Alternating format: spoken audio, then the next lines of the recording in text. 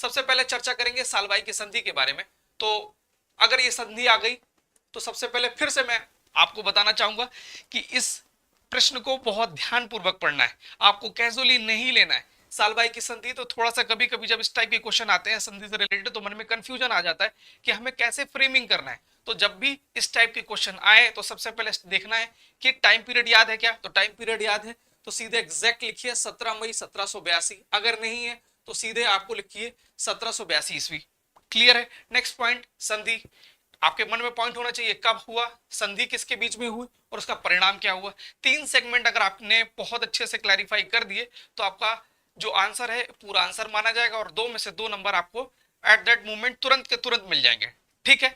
तो सबसे पहले हम बात करते हैं तिथि की। तो 17 मई 1782 को सालबाई की संधि हुई। संधि आइए जानते हैं संधि किसके और किसके मध्य हुई। तो माधव नारायण और अंग्रेजों के मध्य हुई। इसका परिणाम क्या हुआ, 1818 में ईस्ट इंडिया कंपनी ने पश्चिमी भारत के साम्राज्य के क्षेत्रों पर उन्होंने अपना कब्जा कर लिया। अब हम बता दें कि ये आखिर क्यों हुई। तो जो प्रथम एंग्लो मराठा वॉर हुआ उसको समाप्त करने के लिए इसकी संधि हुई। क्लियर है।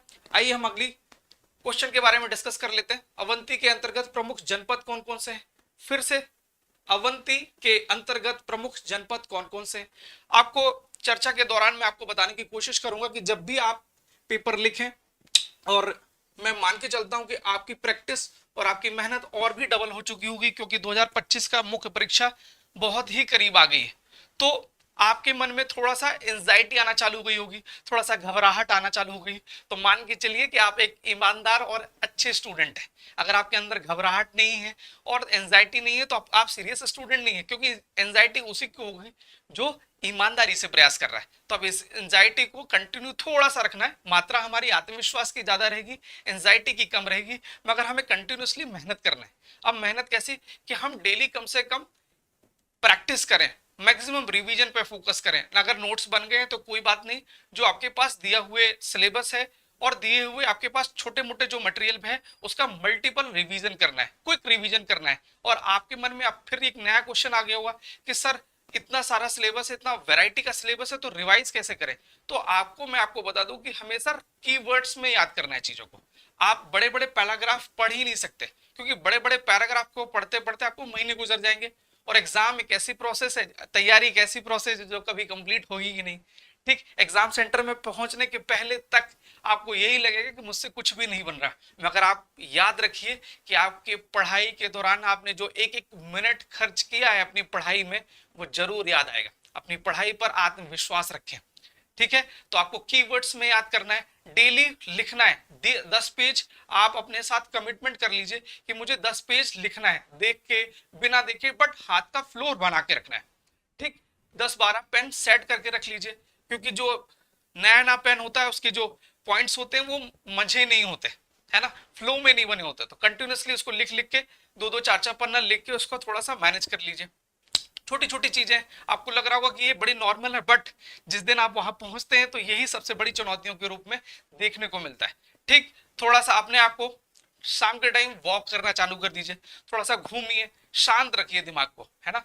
और मल्टीपल अलग अलग सब्जेक्ट को पढ़ते चलिए, एक साथ 2-2 3-3 सब्जेक्ट को अगर पढ़ें और क्विक रिवीजन के साथ पढ़ें। टारगेट बनाएं कि मुझे 1 घंटे में इतने इतने चैप्टर या इतने इतने टॉपिक डन कर देना है। ठीक है। लाइब्रेरी में जाएं तो पहले से एक छोटी सी डायरी में मेंटेन कर लें कि मुझे ये सब्जेक्ट या ये टॉपिक कंप्लीट करके आना है, तभी मैं खाना खाऊंगा। क्योंकि याद रखिए कि 2 महीने की मेहनत आपके आने वाले उज्जवल भविष्य का क्या कर सकती है, नींव रख सकती है। ठीक, आपकी सफलता से आपके परिवार की जो रातों रात जो मुकाम है वो रातों रात पहुंच सकता है उस ऊंचाइयों तक जिसका सपना हमारे पेरेंट्स ने देखा है। ठीक है। तो आइए मुद्दे की बात करते हैं। अवंती के अंतर्गत प्रमुख जनपद कौन कौन से आते हैं। तो पहला वत्स, जिसको वर्तमान में ग्वालियर के रूप में जाना जाता है। अनूप, निमाड़। ठीक, ये ट्रिक जान लीजिए कि ना लिखा है तो ना से निमाड़। और नलपुर वर्तमान में शिवपुर में है, तो पुर की। ठीक, राइमिंग के साथ इस चीज को याद कर सकते हो। तीन पॉइंट याद रखना है आपको, वत्स, अनूप और नलपुर। ठीक, और आपने ये तीनों को किया, आपके नंबर 2 में से 2 मिलने की पूरी संभावना होगी। आइए हम चर्चा करते हैं अगला। ये सिलेबस का सीधे सीधे हमने पॉइंट्स उठाए। क्यों? क्योंकि ये नया नया सब्जेक्ट का पार्ट है, ज्यादा कंटेंट है नहीं, और ज्यादा कंटेंट नहीं तो हो सकता है सीधे 2 में से 2 नंबर के पार्ट में आ सकता है, 7 मार्क में आ सकता है, बट हम बिल्कुल इसको कॉन्क्रीट लेवल पे तैयार करके जाएं। सबसे पहले गर्दभील वंश की जानकारी के स्रोत बता सकते हैं। पूछा गया है कि गर्दभील वंश के जानकारी के स्रोत क्या है, तो हम बता सकते हैं पुराणों में। पुराणों में क्या बोला, इसे सप्त गर्दभील के नाम से जाना जाता है। ठीक, फिर जैन ग्रंथ में क्या है, जैन ग्रंथ के हरिवंश पुराण में इसे गर्दभाना पाठ के नाम से जाना जाता है। थेरोवल्ली, थेरोवल्ली यानी पाली ग्रंथ है, ये पाली भाषा का ग्रंथ है थेरोवल्ली। राजा गर्दभील वंश और आचार्य कालकाचार्य के मध्य संघर्ष का उल्लेख इसमें मिलता है। ठीक, तो चर्चा करते हैं नेक्स्ट क्वेश्चन की, नरवर का किला। तो जब भी आप इस टाइप के प्रश्न देखें तो सीधे देखें कि नरवर का किला, जब किले टाइप की चीजें आए या प्राचीन कुछ चीजों के बारे में, अवस्थिति के बारे में आए, तो आपको सीधे देखना है कि ये चीजें कहाँ हैं। तो ये स्थान अवस्थिति के बारे में, फिर इसका निर्माण किसने किया, फिर इसकी कुछ विशेषता होगी। अगर आपने तीनों चीजों को 3 भागों में अगर आपने बांट दिया तो आराम से आपको क्वेश्चन डील करना आ जाएगा। ठीक है, सबसे पहले अवस्थिति की बात करें तो नरवर का किला अपन ने डिस्कस किया है। नरवर का किला शिवपुर में स्थित है और शिवपुरी मध्य प्रदेश में है। फिर निर्माण कछवाहा वंश के राजा नल के द्वारा, और आपको कुछ नहीं करना है, यहीं से याद रखना है। और ये बहुत सिंपल क्वेश्चन है, बस आप अपने आपको दिमाग को लाइटर मोड में रखना है, ज्यादा सोचना नहीं है। जो ज्यादा सोचेगा, लोड रखेगा, उतने ही तनाव होने की वजह से चीजें, याद चीजें भी भूल जाती है। ठीक, क्योंकि नाम उसका परीक्षा है, पर इच्छा दूसरे की इच्छा। आपकी इच्छा के अकॉर्डिंग प्रश्न नहीं बनेंगे, सामने वाले की इच्छा के अकॉर्डिंग क्वेश्चन बनेंगे। तो हमको डील बहुत शांति पूर्वक करना है। ठीक है, निर्माण कछवाहा वंश के राजा नल द्वारा किया 10वीं सदी में। अगर आपके पास ये कंटेंट याद है तो ठीक है, नहीं तो कोई बात नहीं, सीधे राजा नल पे आए। और उसकी विशेषता क्या है, राजा नल और दमयंती की प्रेम कहानी का इसका प्रतीक के रूप में से जाना जाता है। ठीक, अगले प्रश्न के बारे में जानते हैं, रानी दुर्गावती। रानी दुर्गावती का संबंध किस क्षेत्र से, आप कमेंट में इसका आंसर जरूर दीजिएगा। बहुत ही सिंपल क्वेश्चन पूछ रहा हूं, बट 2 वे कम्युनिकेशन करने के लिए कुछ ना कुछ तो शुरुआत करनी पड़ेगी। तो मैं मान के चलता हूं कि इसका आंसर आप सभी लोग कमेंट बॉक्स में जरूर देंगे। ठीक, तो रानी दुर्गावती की बात करते हैं। तो रानी दुर्गावती से अगर सीधे 1 वर्ड में अगर क्वेश्चन पूछा जाता है तो हम इसको कई भागों में बांट सकते हैं कि जन्म, उनके पिता, उनका निर्माण, उनका युद्ध, क्या क्या सेगमेंट है, इन सेगमेंट में आप लिखें और सीधे कीवर्ड्स के साथ इस क्वेश्चन के साथ न्याय करें। आइए जन्म के बारे में बात करते हैं। तो 5 अक्टूबर 1524 महोबा के चंदेल राजवंश में। अच्छा, मैं आपको बता दूं, ये भी अपने आप में 2 मार्कर या प्रीलिम्स के लिए इंपॉर्टेंट चीज है कि किस वंश के अंतर्गत इनका जन्म हुआ, तो महोबा के चंदेल राजवंश। फिर इनके पिता का नाम क्या था, तो शालीवाहन। ये भी 2 मार्कर का अपने आप में नया क्वेश्चन है। शालीवाहन आ गया तो आपको चीजें, फिर ये जो एक्स्ट्रा पॉइंट्स हैं आपको डील करने। फिर विवाह गूढ़ शासक दलपत साय के द्वारा, क्लियर है। फिर निर्माण रानी ताल, आधार ताल और चेरी ताल। थोड़ा एक्स्ट्रा फैक्ट बता दूं, रानी ताल इन्होंने अपने स्वयं के नाम के पे बनवाया था। आधार ताल जो इनके दीवान थे उनके नाम पर, राजा आधार ताल, आधार जी के, आधार सिंह के नाम पर आधार ताल का निर्माण किया गया। और जो उनकी दासी थी चेरी, उनके नाम पर चेरी बाई, तो चेरी ताल के नाम पर उनका निर्माण करवाया गया। फिर युद्ध आसफ खां, जो आप सभी को आपको पता होगा 1564 वाला, आसफ खां और बाज बहादुर के विरुद्ध इन्होंने युद्ध लड़े। बाज बहादुर के विरुद्ध जो उन्होंने युद्ध लड़ा, उसमें न केवल युद्ध हुआ बल्कि इन्होंने जीत भी हासिल की। अगला क्वेश्चन डिस्कस करते हैं। उत्तर वैदिक काल में स्त्रियों की दशा अपेक्षाकृत गिरावट देखी गई। फिर से ध्यान पूर्वक पढ़ना है कि उत्तर वैदिक काल में स्त्रियों की दशा में अपेक्षाकृत गिरावट देखी गई। टिप्पणी करें, 7 मार्कर क्वेश्चन है। ठीक है, अच्छा फिर से ध्यान आ गया। मैं आपको बता दूं, जब भी आपको पेपर डन करना है तो थोड़ा टाइमिंग को भी ध्यान रखें। 2 मार्कर, 7 मार्कर और 10 मार्कर जब भी आप करें, ये 15 क्वेश्चन आने वाले हैं, ये 10 क्वेश्चन रहेंगे और ये 5 क्वेश्चन रहेंगे। तो आपको क्या करना है, 1 मिनट देना है, 15 मिनट इसको, 3 मिनट, तो 30 मिनट के आसपास 7 मार्कर का देना है और 9 मिनट ईच क्वेश्चन, तो 9 5 जा 45, 45 मिनट इसको देना है। तो 90 मिनट का एक सेगमेंट आपका तैयार हो जाएगा। क्लियर है। तो आपको 2 मार्कर में 1 मिनट देना है, 7 मार्कर में प्रत्येक क्वेश्चन में, 7 मार्कर के प्रत्येक क्वेश्चन में आपको 3 मिनट देना है और 10 मार्कर में आपको 9 मिनट देने की कोशिश करना है। तो चर्चा करते हैं। उत्तर वैदिक काल में लगभग, उत्तर वैदिक का टाइम पीरियड बता दीजिए। अगर आपको टाइम पीरियड याद है तो मैं आपको एक्स्ट्रा इन्फॉर्मेशन देने के लिए मैंने एक्स्ट्रा टाइम पीरियड इसको मेंशन कर दिया था। उत्तर वैदिक काल में लगभग 1000 से 600 ईसा पूर्व में स्त्रियों की दशा वैदिक काल की अपेक्षा निरंतर थोड़ा सा ह्रासमेंट देखने को मिला, गिरावट देखने को मिला।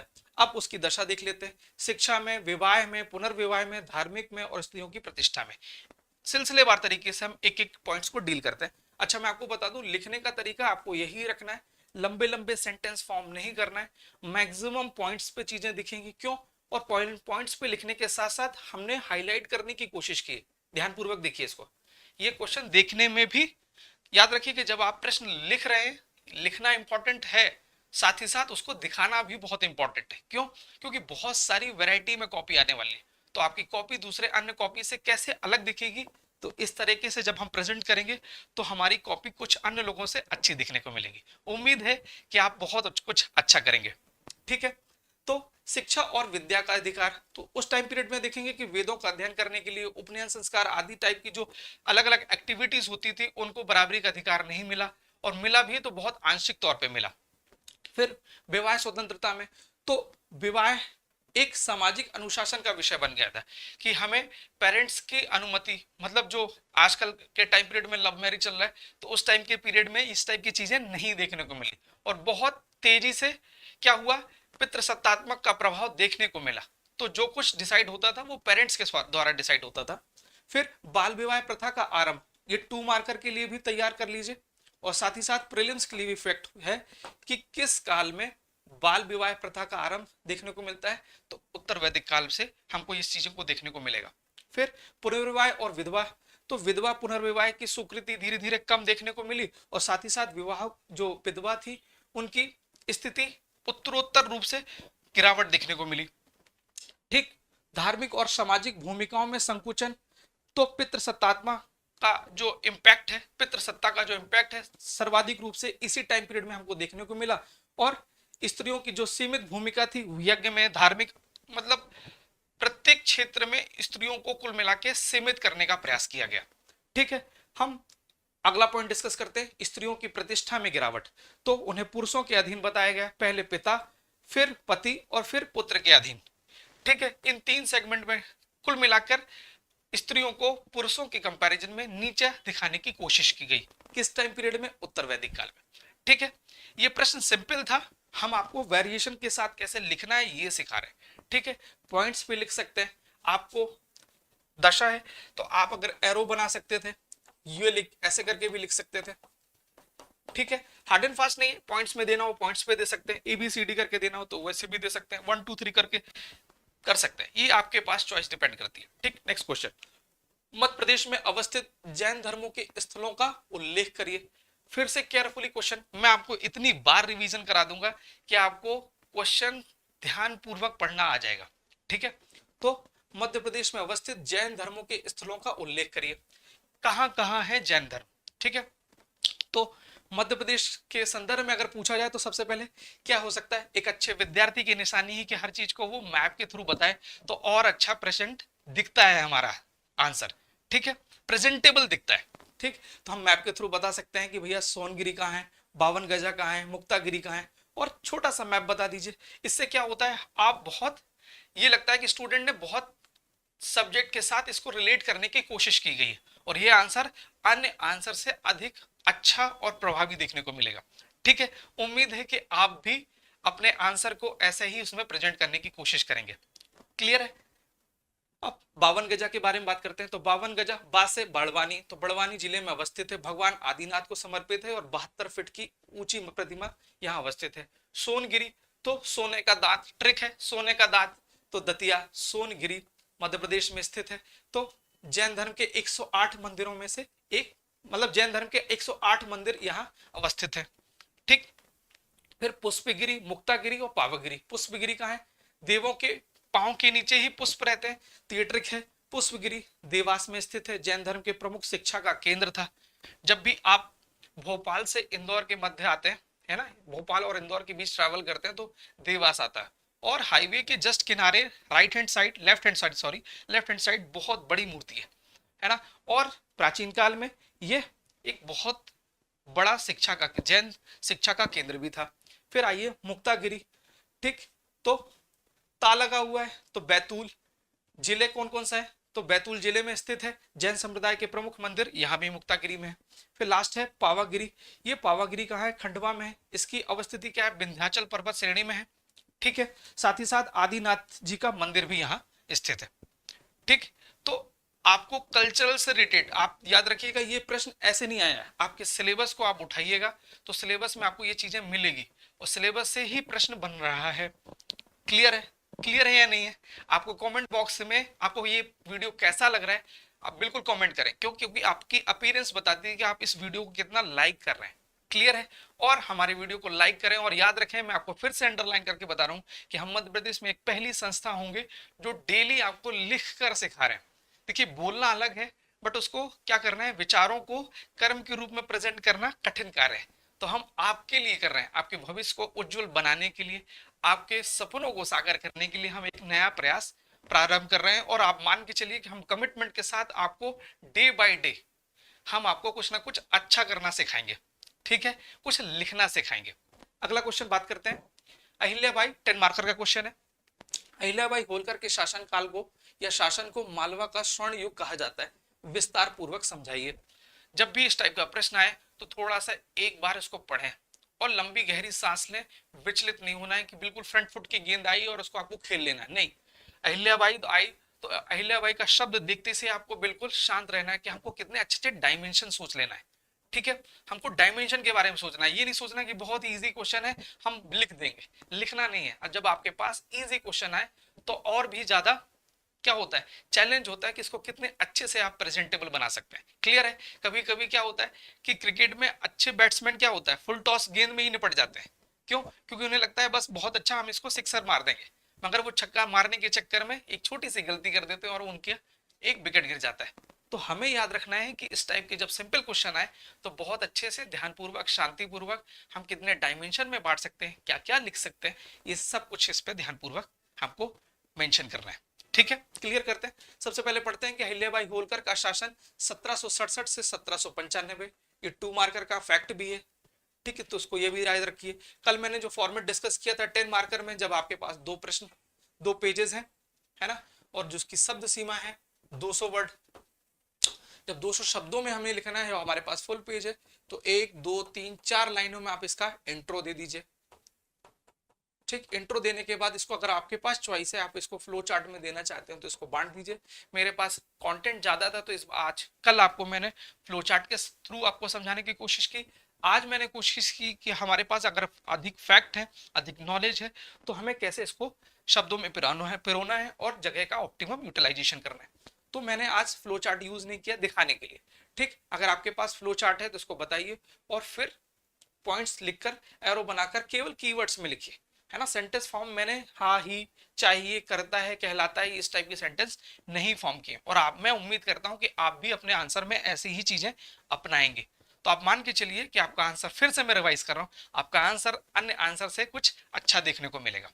ठीक है, तो आप पॉइंट्स बनाइए, एरो में लिखिए, और जितना डायमेंशन में आपका क्वेश्चन होगा, सॉरी आंसर होगा, उतने ही आपका आंसर अन्य आंसर से अच्छा दिखेगा। और साथ में लिखिए कुछ सकारात्मक परिणाम।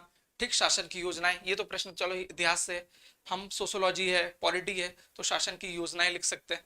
ठीक है, मतलब आगे की राय कर सकते हैं, मध्य प्रदेश सरकार की कोई पॉलिसी होगी तो हम नीचे मेंशन कर देना, और इसके बाद 1 से 2 लाइन में निष्कर्ष लिख के हम इसको सम अप कर सकते हैं। याद रखिए इसका टाइमिंग होगा 9 मिनट, और आदर्श शब्द है 200 वर्ड को आप 160 से 170 शब्दों में भी लिखें तो आराम से आपका क्वेश्चन डील हो जाएगा। आइए चर्चा करते हैं। अहिल्याबाई होलकर का शासनकाल 1767 से 1795 ईस्वी में मालवा के इतिहास में एक स्वर्णिम युग से माना जाता है। तो ये यार, ये टाइम पीरियड आपको रट लेना है। 1767 से 1767 से 1795, ये जो टाइम पीरियड है इसको आपको रट लेना है। ठीक, मालवा के इतिहास में एक स्वर्णिम युग माना जाता है। क्यों? उन्हें एक आदर्श शासिका के रूप में, एक प्रशासक के रूप में, और धर्मपरायण महिला के रूप में, और न्यायप्रिय महिला के रूप में जाना जाता है। ठीक, वो सबके साथ न्यायप्रिय क्या करते थे, डिसीजन देने की कोशिश करते थे कि वो किसी वर्ग विशेष के लिए, किसी धर्म विशेष के लिए इंक्लाइन नहीं थी, वो सबको समदर्शी रूप में देखने की कोशिश करती थी। आइए पहला पॉइंट डिस्कस कर लेते हैं, सुशासन और न्यायप्रियता। याद रखिए ये ऐसे शब्द आपको न्यूज़पेपर में देखने को मिलेंगे, सुशासन, न्यायप्रियता। तो आपको ये न्यूज़पेपर में पढ़ना है और उस न्यूज़पेपर के शब्दों को अपने आंसर में पिरोने की कोशिश करना है।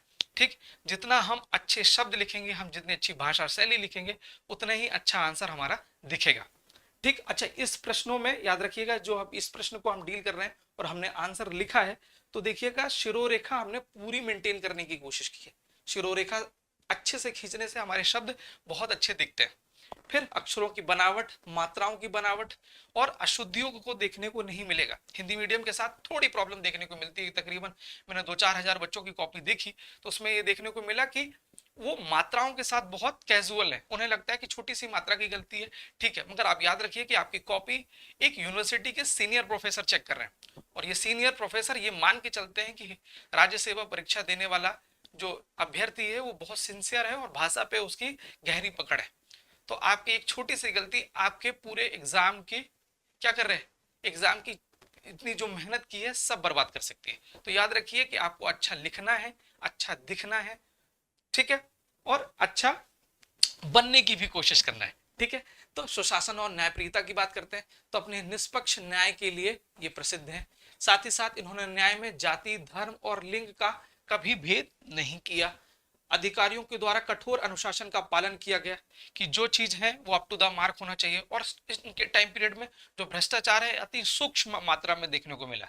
उन्होंने कोशिश की कि जो वर्ग जिस चीज का हकदार है उसको बड़ी ईमानदारी पूर्वक मिलना चाहिए। अगला पॉइंट, आर्थिक उन्नति। तो कृषि के क्षेत्र को बढ़ावा देने के लिए उन्होंने क्या किया, उन्नत सिंचाई व्यवस्था की व्यवस्था की, ठीक है। समय समय पर उन्होंने जो टैक्सेशन सिस्टम है उन्होंने बहुत फ्लेक्सिबल रखा। ऐसा नहीं है कि अपनी जनता पर उन्होंने करों का भार लाद दिया, नहीं, जितना वाजिब है उतना ही उन्होंने कर लगाया। साथ ही साथ मैं बता दूं कि अकाल जब पड़ता था तो अकाल के टाइम पीरियड में ये कर माफ कर दिया करते थे, ठीक है, अकाल में छूट। फिर व्यापारिक मार्गों की स्थापना की, क्यों, क्योंकि आपको आर्थिक रूप से उन्नत होना है तो आपको व्यापार करना पड़ेगा, ठीक। जैसा मध्य प्रदेश सरकार अभी भी क्या कर रही है, रीजनल कॉन्क्लेव का आयोजन कर रही है, ग्लोबल समिट का आयोजन कर रही है। क्यों, व्यापारिक अगर रूप से अगर हम सक्षम हो जाएंगे और तेजी से उन्नत हो जाएंगे तो ऑटोमेटिकली क्या होगा, आर्थिक गतिविधियां तेजी से चलने लगेंगी, और जैसे ही चलेगी तो हमारा प्रदेश बीमारू से जुझारू और जुझारू से सुचारू बन जाएगा। उसी टाइम पीरियड में उन्होंने भी कोशिश की कि व्यापारिक मार्गों की निर्माण किया जाए, और जैसे ही व्यापारिक मार्गों का निर्माण होगी तो उसमें क्या किया कि कोई लूटपाट न करे, तो इसलिए सुरक्षा की व्यवस्था की गई। साथ ही साथ व्यापारिक मार्गों में क्या किया गया, प्रॉपर गतिविधियों को ट्रैक करने के लिए ऑफिसरों को उन्होंने अपॉइंट किया। अगला उनके सामाजिक कार्यों की बात करते हैं, तो सामाजिक कार्य में उन्होंने घाटों का निर्माण किया। साथ ही साथ सामाजिक समानता पर बल दिया, हिंदू मुस्लिम की एकता पर उन्होंने बल दिया। साथ ही साथ न केवल बल दिया, उन्होंने हिंदू मुस्लिम को अपने महत्वपूर्ण पदों पर भी उन्होंने बैठाने की कोशिश की।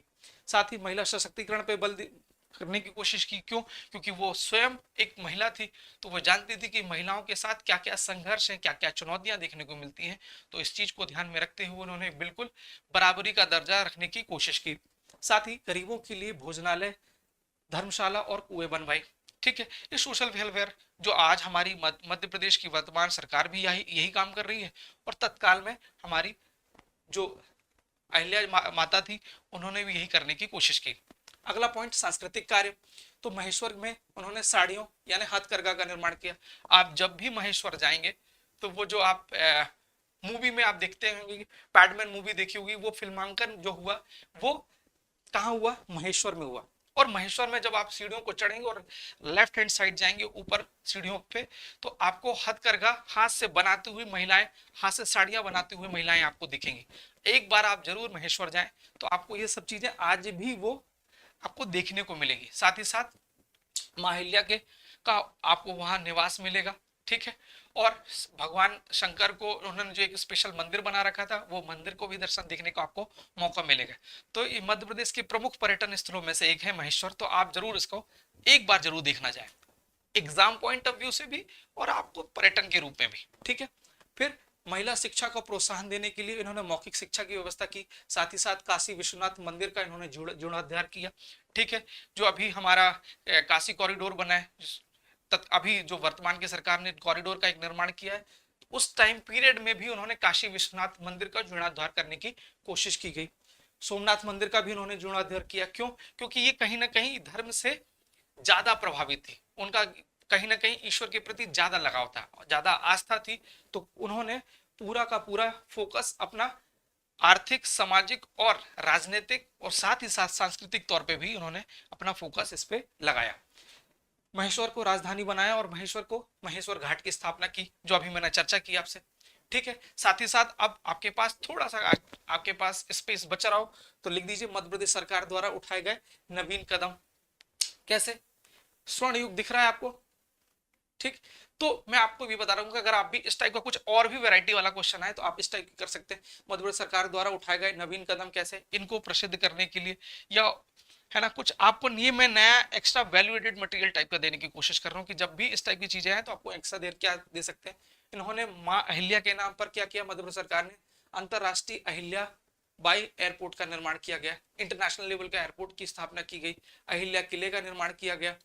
ठीक है, इसको क्या किया उन्होंने? थोड़ा सा रिनोवेशन करने की कोशिश की मध्य प्रदेश सरकार ने। साथ ही साथ अहिल्याबाई विश्वविद्यालय का नामकरण किया गया, जो हमारा भी विश्वविद्यालय की जो स्टेट यूनिवर्सिटी है उसको माँ अहिल्या के नाम पर उन्होंने बनाने की कोशिश की मध्य प्रदेश सरकार ने।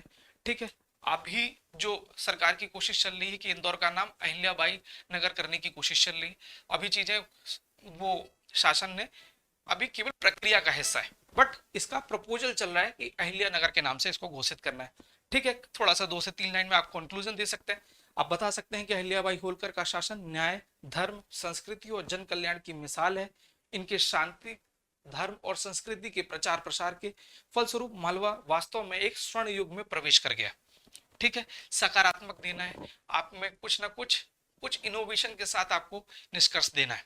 ठीक, तो मैं मानता हूं कि आज का जो सेशन है आपको बहुत अच्छा लगा होगा, है ना कुछ सीखने की कोशिश की है। तो आपसे मैं कमिटमेंट ले रहा हूं कि डेली आपको कम से कम 10 पेजेस लिखना है, प्रश्नों के रूप में लिखना है। आपको कुछ ना कुछ लिखने का प्रयास करना है, हाथ में जंग लगने नहीं देना है। आपके मन में कुछ भी शंका समाधान चल रही है, शंका चल रही है, द्वंद्व चल रहा है, तो आप जरूर कमेंट बॉक्स में अपने प्रॉब्लम्स लिखिए कि आपसे आंसर राइटिंग में किस लेवल पे परेशानी आ रही है और आपको क्या नया आंसर राइटिंग में सीखना है। आपको कोई नया सब्जेक्ट जानने की कोशिश करना है कि उसकी आंसर राइटिंग कैसे हो सकती है, तो जरूर से जरूर रूप में कमेंट बॉक्स पे आप इस चीज को मेंशन करें। हम आपकी चीजों को बहुत अच्छे से नए इनोवेटिव तरीके से लाने की कोशिश करेंगे।